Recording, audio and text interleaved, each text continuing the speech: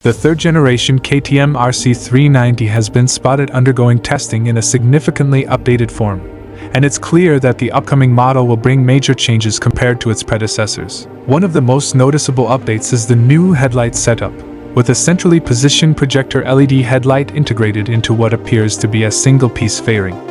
This is complemented by a transparent bubble visor and side mirrors, giving the bike a more streamlined and aggressive appearance. Another major change includes the larger side vents, which are likely designed to help with cooling the bike's high-compression single-cylinder engine. The fuel tank has been redesigned, offering a more muscular profile, and the rear seat and tail section have been radically reworked for a sportier and more refined look. Additionally, KTM seems to have made adjustments to the chassis, though it retains the signature trellis frame. As for the engine, the RC390 is expected to continue using the same 399cc liquid-cooled single-cylinder motor found in the current Duke.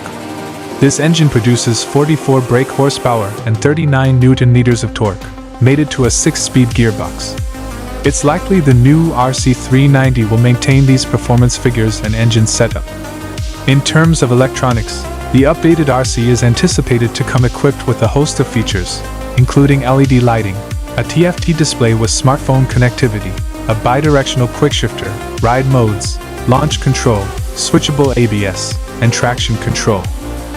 Suspension duties on the new RC will be handled by WP Apex USD front forks and an offset WP Apex monoshock at the rear, both of which will offer adjustability for rebound and compression. The bike's braking system will feature front and rear disc brakes with dual-channel ABS, all mounted on 17-inch alloy wheels.